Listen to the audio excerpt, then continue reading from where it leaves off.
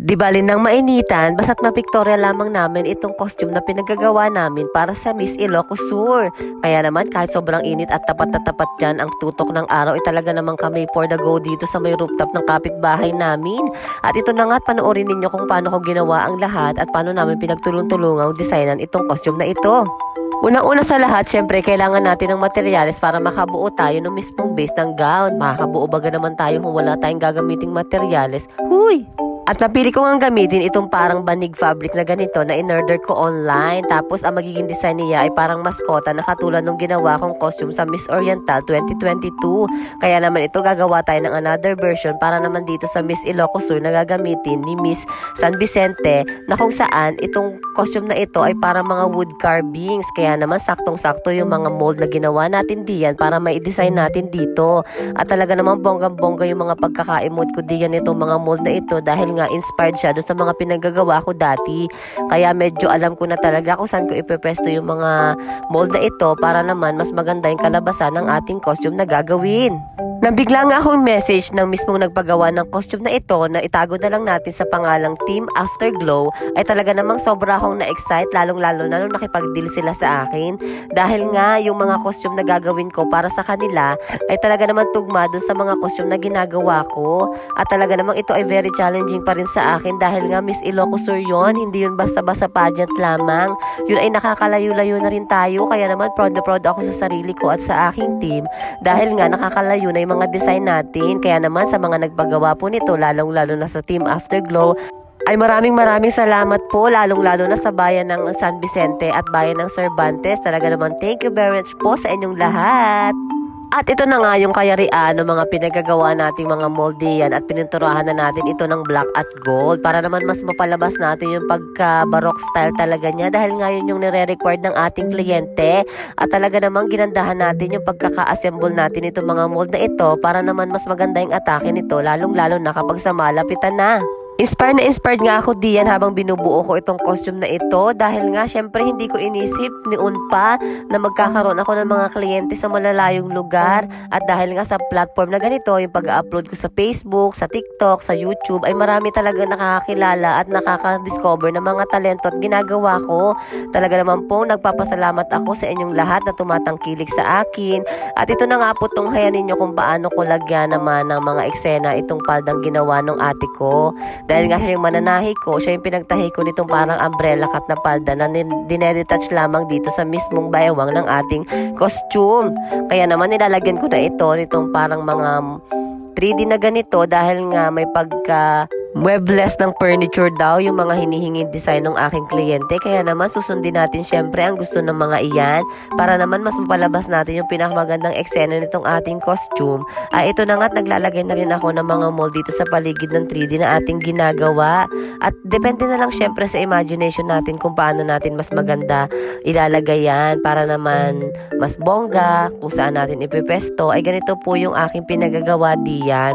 Kaya po sa mga makakapanood dito na gustong gayahin itong mga ganitong technique ay depende na po sa mga imagination ninyo kung paano nyo po mas papagandahin yung inyong mga gagawin.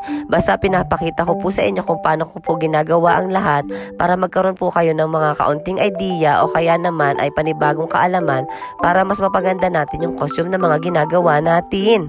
Umaga't gabi hanggang madaling araw nga ang ginugol namin diyan para lamang mapalabas namin yung pinakamagandang eksena ng costume na ito dahil nga uunahin pa naming designan, pinturahan dahil babatuhan pa nga ito ng napakarami para naman mas mapalabas namin yung pinamakagandang eksena niyan at talagang napakakinang naman ng costume na ito lalong-lalo na kapag natapos. Kaya kailangan talaga maaga tong gawin tapos lagyan ng mga bato para mas bongga talaga siya. Hindi pwedeng hindi siya lalagyan ng mga bato dahil mawawalan siya ng eksena. At yun talaga nagdadala para mas mapaganda natin itong costume na ito. Kaya minsan ugaliin talaga nating maglagay na napakaraming bato para mas glamorous yung ating costume na ginagawa.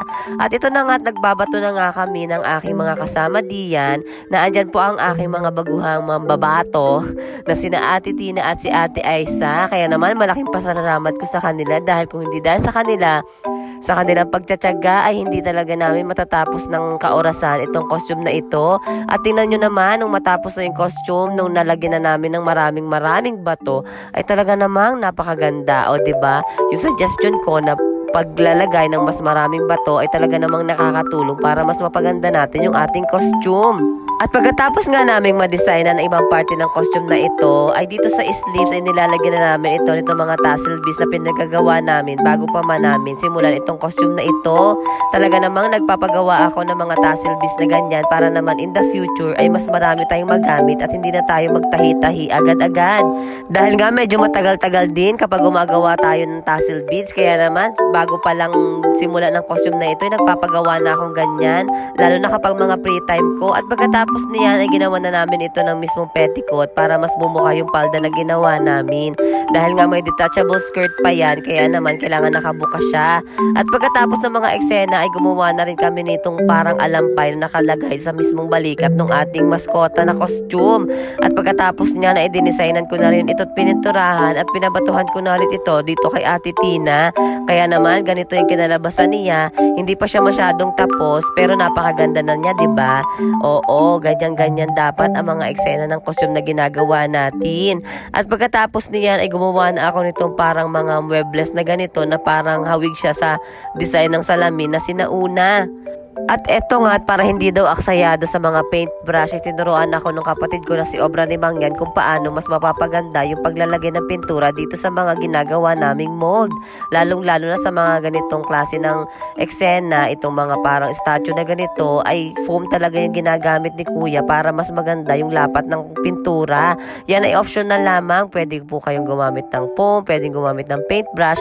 At ito na nga, dinisignan ko na uli at nakapaggawa na ako nitong parang corona na napakaganda ng pagkakadesign ko diyan. At pagkatapos niyan, syempre ay lalagyan na natin yan ng mga bato at mga maliliit na rhinestones para naman mas pabongga natin siya. At ito na nga't nilalagyan na namin ng chain dito sa mismong noon niya para mas dumagdag sa pinakang glamour niya. At pagkatapos ng lahat, bago namin i-deliver, ay syempre susukatin muna ito ng pamangkin ko at bibidyohan.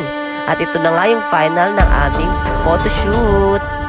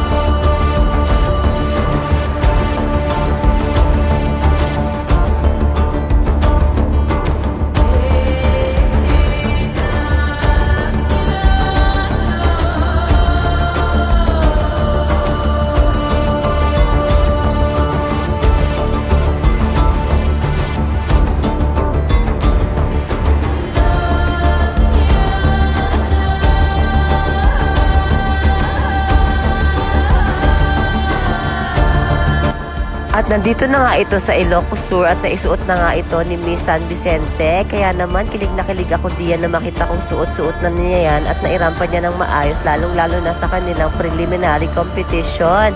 Kaya naman labis-labis po ako nagpapasalamat sa Team Afterglow sa kanilang pagtitiwala sa aking mga ginagawa. At kung nagustuhan nyo po ang video na ito, ay huwag nyo pong kalimutan i-follow ang aking page at i-share po ang aking video. Salamat sa panonood!